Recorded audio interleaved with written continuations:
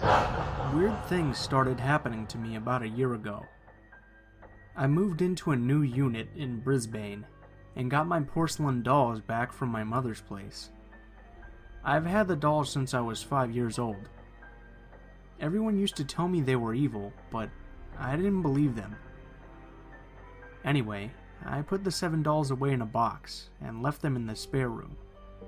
I then began having nightmares, starting with 1 or 2 a week. After a little while, they started to occur almost every night. I've never experienced nightmares like this in my entire life. These were full-on extreme night terrors. I didn't understand what was going on and was exhausted all the time from lack of sleep. I then started hearing some kind of scratching noise coming from inside the closet, or from just outside my room late at night, never during the day. At the time, I thought it might be a mouse. These things happened for a couple of months. One time, I was sitting in the lounge room, watching TV, when all of a sudden I saw 2 small red eyes on the side of my cat's body when he was standing on my lap. They were just staring at me. I looked behind me to see where it was coming from, and saw nothing but a blank wall. I looked back, and the eyes were still looking at me. Then they slowly faded away. I always felt a strange, uncomfortable presence in the house, but I wasn't sure if it was because I had just moved in on my own and was scaring myself, or if it was something else. I think I used to make excuses for everything, so I didn't think I was going crazy.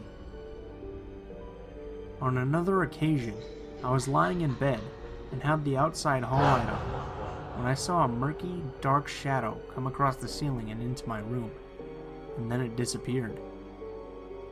The last thing that happened before I spoke to someone about the weird events was when I saw a demonic-looking face in the reflection of the base of my lamp.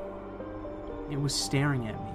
The thing had dark circles as eyes, and it wasn't clear like a human face, but was definitely a face.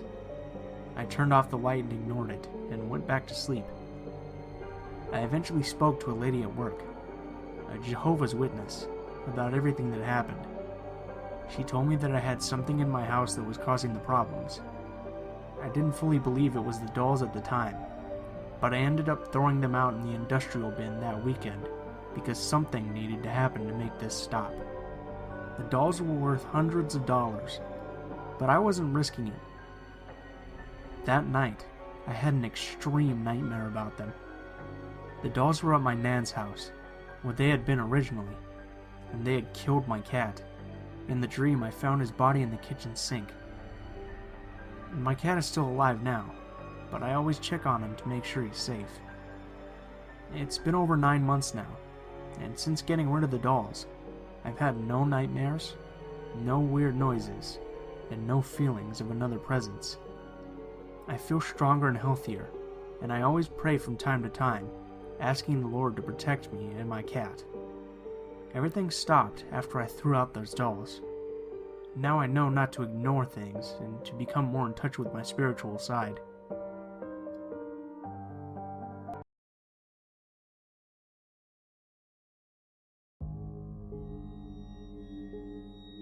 My niece got a little doll as a gift last year. It was from a family member who has a not-so-good reputation with us. This person has tried to use local witchcraft stuff towards my family in the past. Not that I believe in it much. But it's still family, so my sister accepted it, and we took the doll home. Everything was fine before in that house. My bedroom is located next to the living room, while the others are a bit farther away, crossing the living room and the hallway. I only come for the holidays, and I had been there for a week. Everything was normal. I get to hear a lot of noise coming from the upper floor. We have a dog there. And from the neighbors, because my room is directly above their backyard. The night we brought the doll, everything was quiet, because it was the day after New Year's. Everybody was sleeping after their celebrations, and I was on my laptop talking to some friends. Suddenly, I hear footsteps right outside my bedroom. It didn't bother me because it could have been my sister's husband. They were heavy footsteps, like boots or men's shoes. It sounded like they were crossing the hallway, then the living room, and finished on the kitchen. Immediately, I heard the water on the kitchen sink running, and the sound of dishes being washed. It was odd because it was 1:15 a.m., but it could have been someone washing the baby bottles. I kept on listening. After 5 minutes, I heard my niece's playground being dragged from the hallway where it was kept to the living room. It does a very distinctive noise, and I'm 100% sure that was what I heard.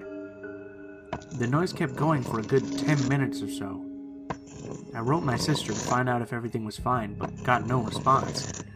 After that, I kept hearing these footsteps.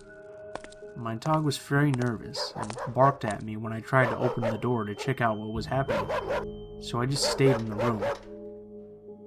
I checked the time at this point. It was 1:43 a.m., and the sounds were still going, until they suddenly stopped. I went to sleep, trying not to think too hard about it. The next morning, my sister calls me on the phone and tells me to get out of my room. I did. I went to the hallway, and my mom, sister, and her husband were all there. My sister asked me if I had put my niece's stroller in front of her bedroom door, and if I had moved the playground station. I said no and told them about all the noises I had heard last night. I thought they weren't going to believe me, but it turns out that when my sister came out of her bedroom in the morning, she found the stroller moved. She put it in the right place and went to go get the baby bottles, then moved back to the room. After that, her husband got out to drink some water and found the stroller again in front of the door. He moved it back to where it was supposed to be, and on his way back, asked my sister why she had put her stroller in front of the bedroom door. They noticed there was something very weird about the situation, saw my text from last night, and decided to call me. We started to freak out a bit, and when I randomly grabbed the doll that was on the stroller, I noticed a strong smell emanating from it, like dry saliva. It was nauseating. It wasn't there the night before, and nobody had touched the thing. It was still in the gift bag. My sister's husband got scared about that fact and decided to throw away the doll. That night, everything was calm again.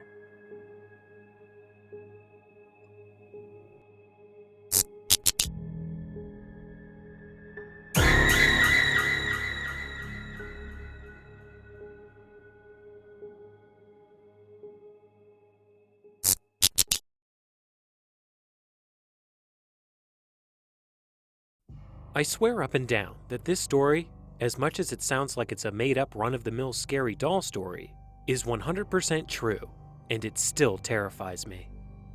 When I was a kid, I would spend a lot of time in Texas with my brother, dad, and stepmom. Mainly just my brother and stepmom, because my dad was in the military, and would frequently go on long trips, leaving us alone in whatever house we happened to be living in at the time. When I was about 5, we moved to a large, very old Victorian house. 3 stories, not including the attic and the basement. Lots of rooms, and as a little kid, I found it very fun to explore the house. In the attic, there was lots of old junk that the owner of the house was storing while we were renting it, including a huge collection of beautiful handcrafted porcelain dolls. There were hundreds of them lined up neatly on the back wall in a glass case, standing on their stands like an army ready for command. And as a little girl who loved ribbons and bows and anything girly, I was entranced. One doll in particular stood out to me. A beautiful red-hair, green-eyed doll in a blue silk dress with a matching ribbon in her hair. I begged my dad to let me play with her. I felt the need to hold and love her and have tea parties with her. He, of course, refused, saying that the dolls were worth more than I could imagine, and he wanted his deposit back when we moved. He kept the door locked for good measure, after catching me more than once staring in awe at the doll. A month went by, and I had all but forgotten about the doll, choosing to simply explore the house and play in my basement room with my Barbies. Until one day when I came home from dropping my dad off at the base and found the red-haired doll sitting on my bed. I was ecstatic, thinking that my dad had given me the doll, and left it as a surprise, and I proceeded to play with the doll every second of every day until my dad came home. As soon as my dad saw the doll, he flipped out and yelled at me, spanked me, and took the doll away to lock back up in the attic, and only got more aggravated when he discovered that the attic door was still locked, and her was the only one to have the key. He couldn't figure out how I could have possibly picked the lock, and then re-picked it to lock it. His solution was I had somehow convinced my brother to do it for me. Another month went by, and my dad installed another lock on the attic, warning me and my brother what would happen if he found out we had been in the attic again while he was gone. That very night, when we returned home, the doll sat on my bed again, leaving me wary of its presence. Something that had once made me so happy now made me cautious and anxious. I told my stepmom, who immediately became angry and slapped me, then my brother, and tried to return the doll, only to find the attic door once again locked. She tore the house apart trying to find the keys. She was positive we had hidden them, until giving up and locking the doll in her room. The night my dad came home, I was terrified, and he wouldn't speak to me or my brother at all, only giving a short speech about how we needed to go to our rooms and not come out. The next trip he made, we didn't see him off to the base. We sat in our rooms and had a quiet evening alone. I spent the night sulking and trying to figure out how the doll had gotten into my room. Later, after I had fallen asleep, I heard soft music box music that slowly woke me up. I felt something near my feet, and thinking it was my cat curled up, I reached down, only to find instead of fur, a handful of hair. I turned my light on and screamed. What looked like every dollar from their attic was in my room, sitting at my tea table, on my dollhouse, and positioned in standing position on my bed, and in various parts of my room. The door slammed open, and my dad appeared in the doorway where he had apparently been waiting for me to head to the attic to claim a doll. He took one look at them, grabbed me, and ran out of the house, dragging my brother and stepmom along with us. He refuses to speak of them to this day. The most important part of the story is the backstory of the red-haired doll. Apparently, the original builder and owner of the house had a daughter who died when she was about 8, and it was customary to make a doll of their likeness, made out of their real hair, and dressed in the same clothes the child wore. I think it was that little girl, because I never felt like it was dangerous to play with the doll. I felt like she was lonely and trying to make a friend.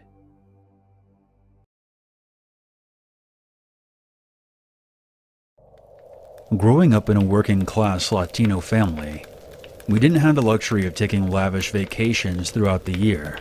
However, that didn't stop us from exploring the natural wonders of Southern California through camping. At a young age, my sister and I understood the value of camping through our shared respect for Mother Nature.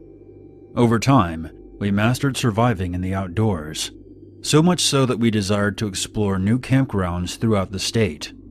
On one such occasion, a coworker of my father overheard him talking about his summer vacation plans and suggested to him a new campground to check out. To this day, my parents nor I are unable to remember the name of the campsite, yet we all agree that it was somewhere in the hills of San Diego County. My father was excited for the prospect of visiting a new national park and packed up the car for the customary family summer retreat. The drive up to the campsite was long and dangerous. Even though we were driving during the day, the steepness of the mountain, coupled with the numerous blind turns, had everyone sitting on the edge of their seats. Arguments soon erupted amongst us, as we didn't find any signs indicating where to go. This was in the age before smartphones and GPS. Eventually, we convinced our father to stop and ask for directions. As the campground came into view, we all let out a collective sigh of relief. We made it. And yet, the place did not look like it was a national park at all. There wasn't a ranger station or a welcome center anywhere in sight. The lake appeared murky like a bog, whereas the campground itself was devoid of life. A proverbial ghost town, with the only inhabitants being us. With our bewilderment aside, we cautiously surveyed the area, finding any clues that will guide us to the keeper of this place. Out in the distance, we saw a crumbling, open sign, dangling in the window of a dilapidated diner. Just as the sign implied, we entered the establishment to inquire about the place. Pushing the creaking door open, we were greeted by the owner of the diner, a gaunt-looking man who I would now say was plucked straight out of the movie The Hills Have Eyes. "Well, how can I help y'all folks on this fine day?" My dad replied. "We made reservations to camp here, but I'm not sure if this is the right place." We then handed the man our booking papers for him to inspect. With his bony fingers grasping the pages, he replied, Yeah, you have the right place. I'm the groundskeeper of this here national park. Let me finish some paperwork on my end, and I'll get things ready for you and your family to stay here with us." As he wobbled off to the back of the diner, my sister and I retreated to the safety of our car. Although we were children at the time, we both felt a sense of unease, even dread at the thought of spending the night here. Despite our worries, our parents reassured us that the vacation had only just begun, albeit with a few bumps along the way. As we neared the site, all of our concerns were tossed out the window, as it was time to transform this empty lot into our secure encampment. The rest of the day came and went, as our campsite was beginning to take shape. The sounds of our radio, along with the rhythmic banging of the hammer, were the only echoes greeting us as the sun began to set. This detail stood out to me, due to the fact it was early July here in Southern California, and there are always people camping around this time. In either case, we all just brushed it aside and thought that more people would arrive by tomorrow. And they did. On the following day of the trip, my father went fishing at the lake. While he was off on his own adventure, my sister and I decided that it was time to have one of our own. Recruiting the aid of our mother, we set out to explore the campgrounds. To our surprise and elation, we discovered that this campground had its own public swimming pool. With our minds made up, the three of us got into our bathing suits, slathered on the sunscreen, and made our way to the pool. Soon my sister and I were splashing around in the water without a care in the world, until I noticed 3 suspicious men, dressed entirely in black. They came and sat at one of the chairs at the opposite end of the pool from where our mother was watching us. At first, I thought the men were new campers that had recently arrived at the grounds to examine the swimming pool, but to my dismay, the men just huddled around each other and whispered incomprehensible things while staring intently at the two of us. My mother's instincts caught on to the predatory behavior, and she decided to cut our excursion to the swimming pool short. When my father arrived from the lake, he said he was unable to catch any fish, and that the fish he did find were all belly up dead in the water. My mother then informed my father of the 3 suspicious-looking men eyeing my sister and I at the pool. This infuriated him. My father, brandishing his machete, stormed out in search of the group of men, ostensibly to talk some sense into them. Some time passed, and my father arrived back at the campsite, dismayed that he did not find the men, only a mother and her 2 little boys. This point may sound insignificant at first, but it will become important later in the story. As night fell, my sister and I were preparing to go to sleep, when we were suddenly jolted awake by the pleading screams of a woman. Her pleas were joined by the cries of 2 young children, and various male voices demanding their silence. My father recognized the woman's voice as the mother he saw earlier in the day camping alone with her 2 kids. My father, who is a former Marine, loaded his rifle and concealed his hunting knife. He then proceeded to tell my mother to take care of us, while handing her a loaded gun. I then saw my father head out towards the campsite, where the single mother and her children were staying. My sister and I were petrified when we noticed the terror-stricken look on our mother's face. As the yelling escalated, 2 thunderous bangs from the rifle rang out,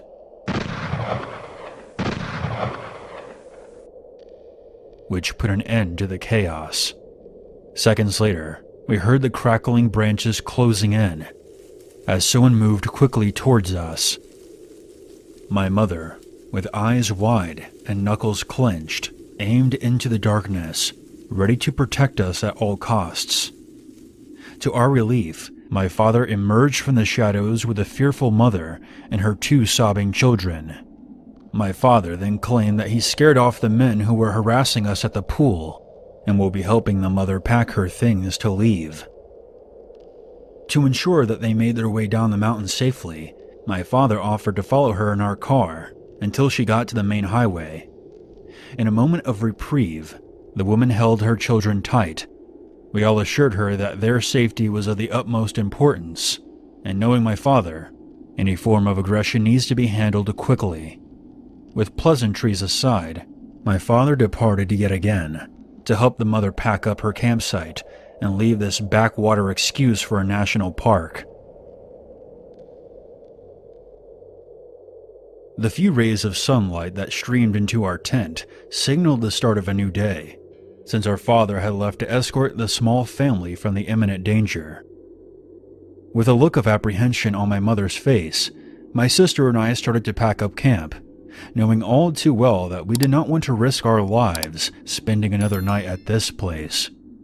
I was making my way to the bathrooms when my eye caught the glimpse of our car slowly making its way back to camp. I ran back to tell my mother and sister, who noticed the car as well, and soon the bloodshot eyes of my father behind the wheel came into view. As he exited the car, he informed us that the mother and her children made it safely to the highway. This was then followed by a long pause, with my father saying, "Now let's get the hell out of here ourselves." With that, we all took our positions and packed up the rest of our camping gear. Before leaving this godforsaken place, my father informed the owner of the diner about what happened last night and about the 3 suspicious-looking men. The only thing that the emaciated-looking man said was, "Well, it's a damn shame that you and your family can't stay here a little longer." We then hightailed it out of there like bats out of hell, vowing never to return. Ever since this harrowing experience, my family and I have been unable to get my sister to go camping again.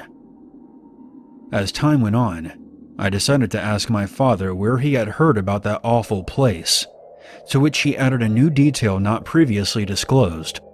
He mentioned that upon returning to work, he wanted to confront his coworker about the horrible camping recommendation he gave. When he tried to locate him, another coworker stated that the same man quit a couple of days before my father was going to return from vacation. My father was left speechless and confused upon hearing this. Was the man somehow connected to those 3 men? If so, what were their motives for harassing a family out in the middle of nowhere? The answers to these questions we will never know, but what I do know is this. If my father did not intervene on that fateful night, that single mother and her kids would have met a fate far worse than a failed camping trip.